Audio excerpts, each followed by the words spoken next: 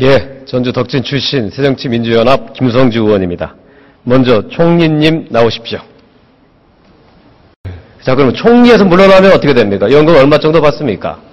그럼 한 450만 원 받는 것으로 알고 있습니다. 예, 저희가 보니까 한 475만 원 정도 받는다고 알고 있습니다. 그 정도 받아야지 좀 풍요로운 노후가 가능하겠죠? 이제 살기 나름입니다만, 많은 도움은 되리라 생각합니다. 예. 자, 저는 이제 국민연금 가입자입니다. 제가 제 국민연금 가입 내역서를 한번 연금공단에 뽑아왔습니다.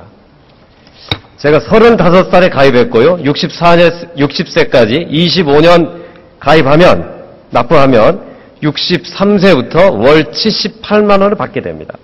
국회의원 연금은 이미 폐지됐고 개인연금은 드는 게 없습니다. 자, 한 달에 78만 원으로 살아가는 저의 노후 생활, 총리가 보기엔 어떻습니까? 부족하리라 생각을 합니다. 그렇죠? 총리의 475만 원에 비해서 국회의원을 지낸 저의 78만 원 굉장히 부족합니다. 저도 총리처럼 좀 풍족한 연금을 좀 받았으면 좋겠습니다. 참 부럽습니다. 그런데 총리는 자꾸 국민연금 수준의 공무원연금을 깎아야 된다라고 주장을 합니다. 총리께서도 한번 78만 원 받고 노후생활 하시겠습니까? 총리님, 대통령께서 공무원연금 개혁 이야기하면서 모범적인 사례로 오스트리아 사례를 들었죠? 오스트리아 사례가 어떤 건지 한번 알고 계십니까? 않다고 생각합니다. 자, 독일과 오스트리아 같은 유럽과 우리나라가 어떤 차이가 있는지 제가 설명하겠습니다. 자, 공무원연금과 국민연금을 자꾸 정부가 비교하는데요. 이게 단순 비교하면 안 됩니다. 국민연금은 여기에다가 퇴직금, 산재보험을 포함시킨 것이 공무원연금과 같은 것입니다. 공무원연금은 그게 포함이 안 돼 있는 걸 알고 계시죠? 네. 예. 그런데 정부는 공무원이 마치 세금 도둑이냐 된 양 공무원들이 일방적으로 매도합니다. 그거 좀 가슴 아프지 않습니까, 총리님? 네, 절대 매도하거나 그런 건 없고, 지금 어려운 상황이니까 고통을 분담하자고 지금 호소를 하고 있습니다. 예, 고통을 분담하는데 하위직 공무원들에만 고통을 강요해서는 안 되겠죠. 네, 한번 보여드려 볼게요. 자, 그림 보시죠. 자, 공무원들이 부담하는 것에 비해서 정부가 부담하는 것 비율을 보면 미국은 5배, 프랑스는 8배, 독일은 전액 정부가 부담합니다. 우리나라는 1.8배, 즉 2배 못 미칩니다. 즉 다시 말하면 공무원이 부담하는 것보다 정부가 부담하는 게 형편 적음에도 불구하고 정부가 적자 타령하면서 이걸 낮추겠다고 주장하는 거, 이거 어떻게 생각하십니까?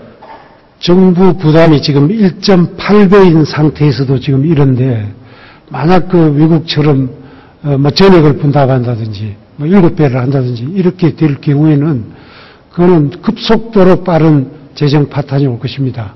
지금 현재 상황에서도 이게 어려움이 있기 때문에 개혁을 하려고 하는 것인데, 그걸 국가 부담을 더 늘리자는 것은 그거는 고려하기가 어려운. 아니, 공무원이 무슨 큰 특혜를 받는 것도 아니고 정부가 고용주 역할을 제대로 하지 않는 건데 왜 이렇게 정부는 고용주로서 무책임하고 인색한 노릇을 계속 할 생각입니까? 아니, 국가 재정 상태가 좋기만 하다면 왜 공무원들에게 그런 인심을 쓰지 않겠습니까? 그러니까 국가 재정 상태 나빠진 게 공무원 탓입니까? 정부 탓입니까? 총리님, 공무원 수급자들 중에서 연금 수급자 중에 200만 원 미만을 받는 공무원이 얼마나 되는지 혹시 아세요? 수치는 정확하게. 예. 현재 한 32만 명 수령자 중에서 40%가 200만 원 미만입니다. 많이 받는 거예요? 그렇게 많이 받는 건 아닙니다. 그러니까 노력의 방향이 정부도 부담을 좀 늘리고 공무원도 부담을 늘려서 제대로 된 노후 보장을 받는 방식으로 개혁을 해야지 깎아서 알아서 노후 보장해라. 이게 올바른 개혁 방향입니까? 아까도 말씀드렸지만은 우리가 국민적 합의에서 서구처럼 월급 받으면 대부분 세금으로 내겠다는 그런 합의만 된다면 그런 점도 고려를 할 수가 있겠습니다. 그러나 우리의 정서가 하자고 정부가 설득에 나서야죠. 네, 공무원들하고 대화도 않고 없고 무조건 깎겠다라고 하는 게 그게 올바른 정부의 태도입니까?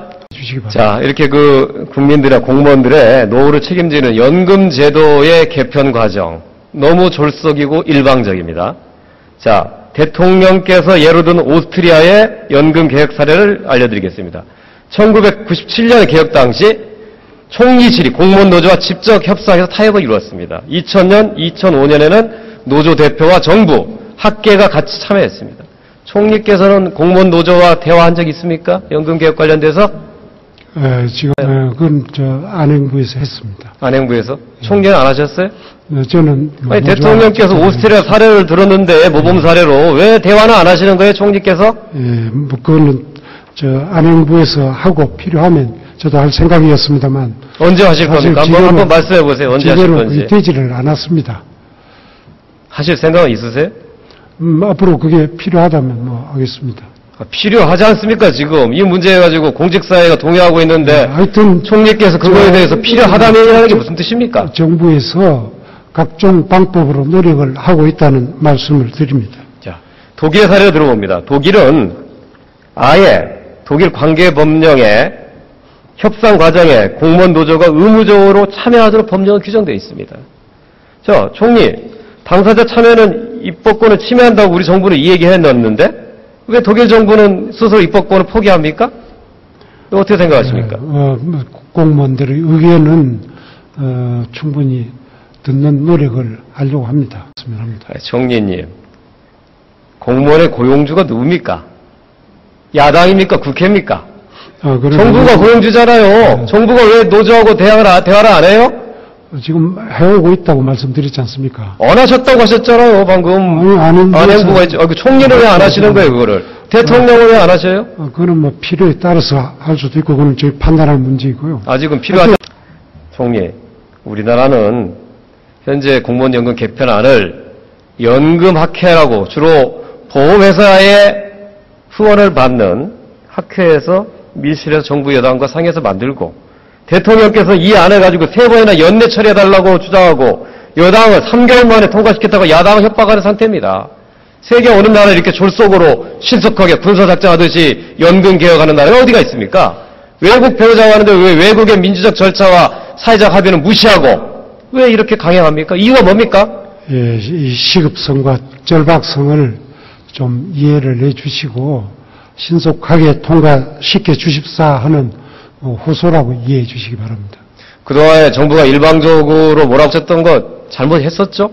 일방적으로 몰아붙였다고 오해를 하시면 죄송하게 생각합니다. 그러나 오해입니까, 제가? 예. 아니요, 정부는 그런 의도가 있었던 것은 아닙니다. 아니, 법안 낸지 3개월 만에 통과시켜달라고, 연말 통과시켜달라고 이 얘기하는 정부와 여당이 야당을 상대 협박한 거 아니고 제가 오해하는 겁니까? 총리님? 그동안 새정치민주연합은 군사작전 같은 일방 추진 대신에 당사자들 간의 사회적 합의를 거쳐야 된다고 주장해왔습니다. 새정치연합의 끈질긴 주장과 설득으로 국민 대타협기구를 만들기로 했습니다. 근데 문제는 대타협기구가 형식적인 논의를 걸치는 둘러리 기구가 아니라 모든 이해 당사자들이 여기에서 충분히 논의해서 제대로 된 합의안이 나오는 게 굉장히 중요한 겁니다. 이 합의안이 나온 걸 토대로 국회가 입법 과정에 들어가야 된다는 것이 새정치연합의 기본 입장입니다. 우리 성의를 가지고 제대로 좀 노력해 주시기를 간곡히 요청합니다. 답변해 주세요. 같이 머리를 맞대서 이건 참 중요한 문제이니까 그 필요성에 대해서 좀 많이 이해해 주시기 바랍니다. 예, 수고하셨습니다.